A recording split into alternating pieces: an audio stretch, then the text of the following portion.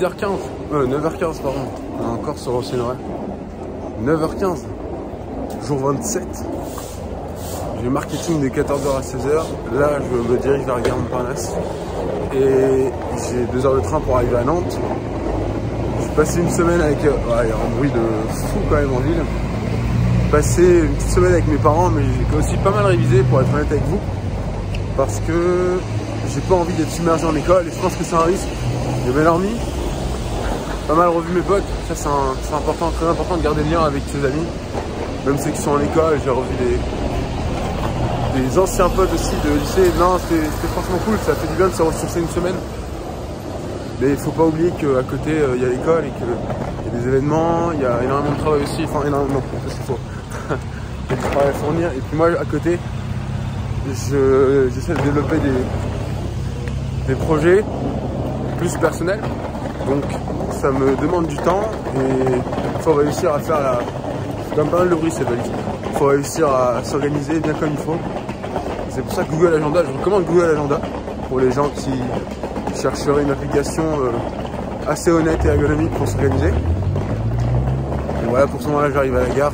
Je vais embarquer dans le RER en direction de Montparnasse. À tout à l'heure.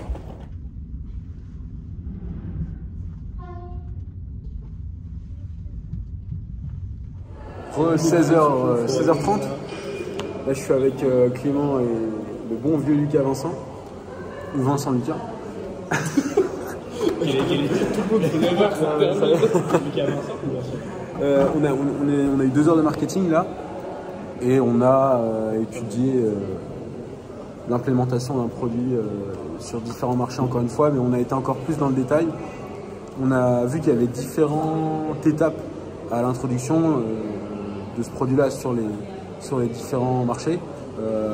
L'introduction, la période de croissance, la maturité et enfin la décroissance, enfin la période où il va falloir être innovant pour pouvoir rester compétitif.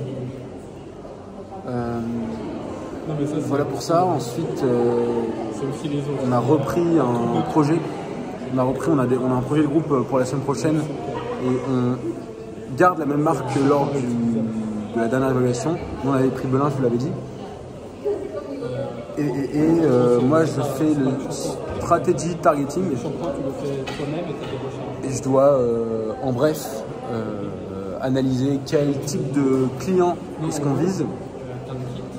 Et voilà, si des enfants mettent des paniers, enfin bref. Pas tout à fait ça, je caricature, hein, mais l'idée, vous percevez l'idée, c'est que les gens, c'est rendre le produit attractif et savoir quel type de profil est-ce qu'on cible. Voilà pour cette partie-là. On a regardé une vidéo sur Dyson avec le DG de Dyson qui expliquait que il y a énormément d'investissements qui sont faits dans ce type d'entreprise pour l'innovation et que l'essentiel du contingent d'ingénieurs étaient des software ingénieurs. Donc c'est des gens qui s'occupaient de designer et qui s'occupaient de designer les sites.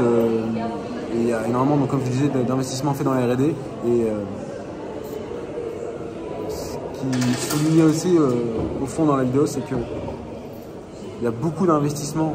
Parfois, vous investissez énormément d'argent, énormément de temps, et vous n'avez pas tout de suite le résultat. Et c'est un peu un pari que vous faites, parce que les gains que vous avez pu faire avec le succès d'un précédent produit, vous le réinvestissez et vous n'êtes pas sûr d'avoir le même succès.